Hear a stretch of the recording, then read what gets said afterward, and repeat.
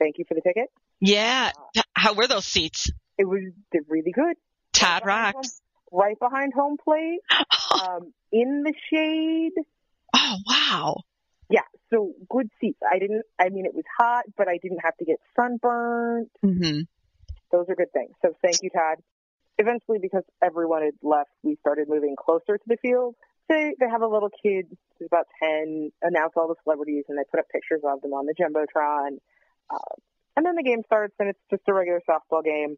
The pitcher was someone from the batting team, so there wasn't really an opposing pitcher to say.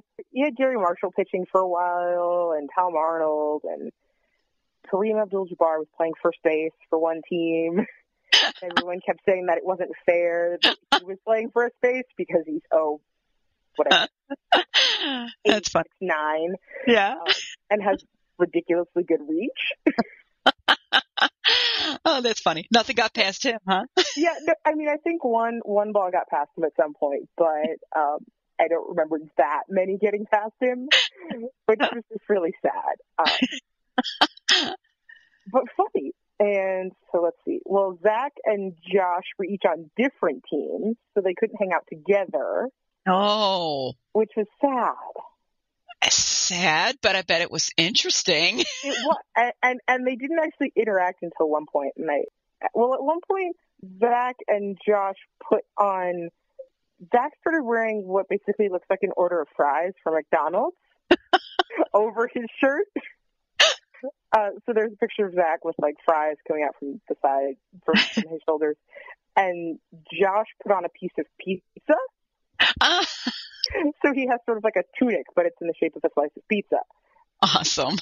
And they were playing with these. And they weren't that hard to move around in, but it was still entertaining. So all of a sudden, I should be paying attention to the game, but instead I'm looking at Zach wearing a set of fries in the outfield, or I should be paying attention, and then there's Josh wearing his little piece of pizza. And you just had to keep looking at them. I'm sure there was a method to that. I'm sure there was. And every once in a while, I saw Zach go over and sign autographs for some people on the opposing side that he wasn't on the opposing side. Mm-hmm. There were people along first base, mm-hmm. and his team was along third base. So he went over and signed at some point. Mm-hmm. And the team that Zach was playing for was winning.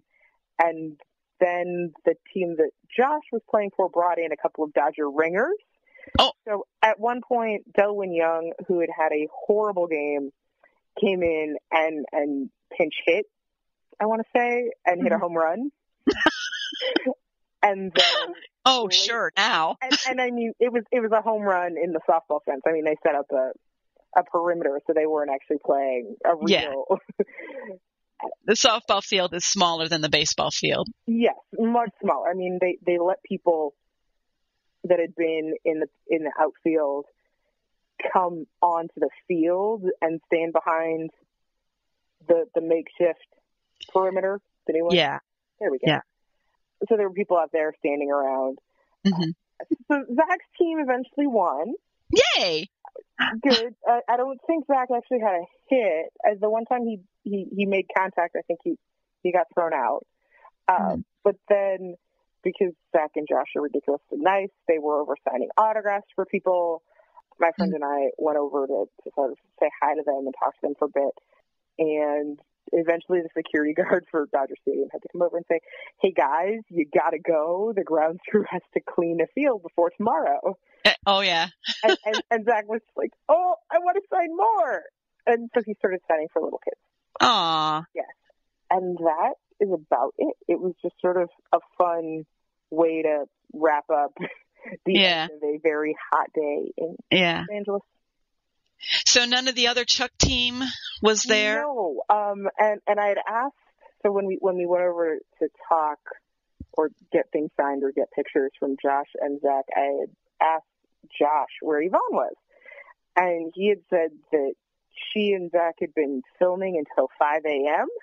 Yow. And so she decided not to come to the game. Mm-hmm. The actual baseball game started at 1. I think they probably started playing about 4:30, maybe 5. Mm-hmm. But Zach was crazy and still showed up and played. And then Yeah. got autographs. Well, good for him. Yes, good for Josh. And good for Zach. Oh, Lord, I'm tired. Well, it's good that at least they showed up, and it looked like they were having fun by the pictures. It looked like they were having a ball. They had a great time. But the Blue Man Group came out to help sort of rile and argue with Zach's team, so they started kicking dirt. And one of the guys in Blue Man Group had a sign from an optometrist.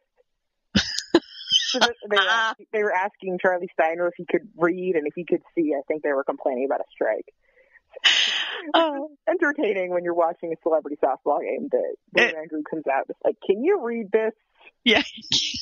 It's funny anyway, in light of all the calls that are being made in baseball today that are kind of controversial. It is definitely funny, but it was fun, and that's the point. Oh, well, I'm glad you were able to get there. Yes, I'm glad too. And the pictures look awesome. Thank you. I tried. But the French fries and the pizza was fun. Okay. And he was referred to as Pete the.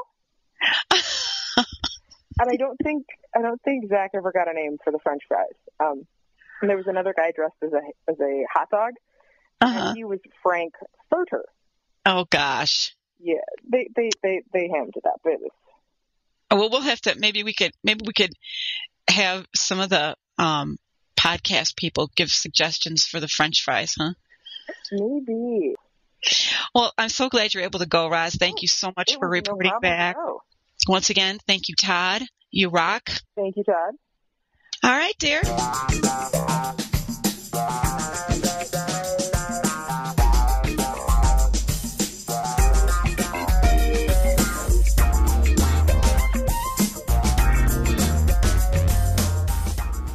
Wow, that must have been a really fun time for Roz. How was it talking with her, Liz? It just sounded like she had a good time. They had great seats. It was a great day for softball. I'm a big softball fan, so off the recording, we kind of chatted a little bit about that. But it was fun. It was fun. I wished I could have been there with her. Something I really, really appreciate is understanding that they were actually shooting until 5 a.m. the night before, and Zachary and Josh still made it to this game, and not only made it to the game, but also put some thought into how they could be creative at the game. It really, really shows that they're investing a lot, not only on screen, but also off screen into the show. Yeah, they're so full of energy. I couldn't help but wonder if they were just running on afterburners, but they're young. Yeah. It looks like they were having a really fun time goofing around on there. Yep. And one section that we will cover later this week is listener emails.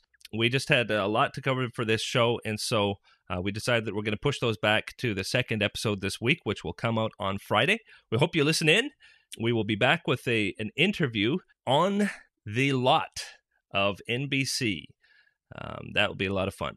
And so I want to thank you for listening. We're going to move into spoilers, so if you don't want to hear spoilers, you can turn off the podcast now. We hope you listen in later in the week, and please do remember to vote at podcastalley.com and also give positive feedback on iTunes. We'll be talking with you guys again later this week, so stay tuned. See you then.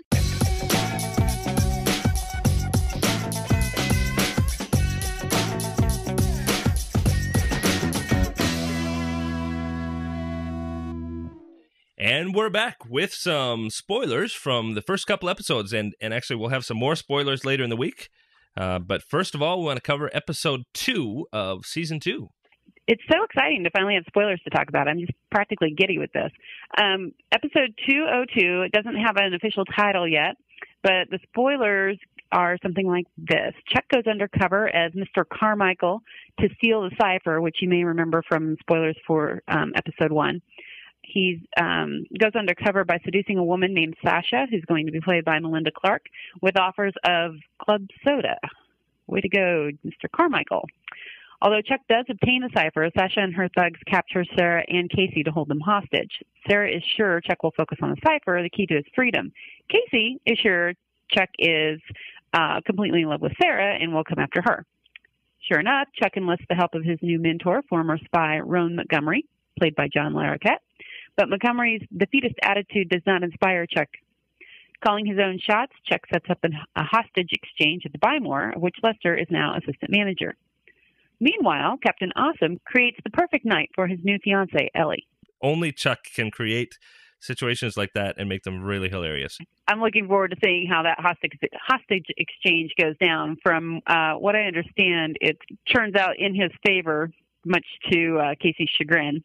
And, actually, just listening to these descriptions, it occurs to me that we're going to see and hear a lot of exactly what we loved in the first season. And that's encouraging. I know a lot of shows, when they come into a new season, can totally throw you for a loop. And this seems like it's just a lot more great Chuck.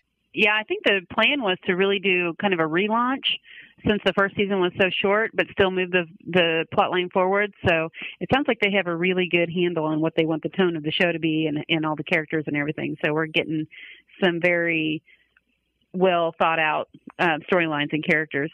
Yeah. And Liz, you've got some spoilers for episode 3? I do. Again, there doesn't seem to be a working title for it yet, but basically Lester uses his new upper management skills to delegate an unpleasant task to Morgan, getting the sports jock bullies to quit using the home theater room as their personal frat house.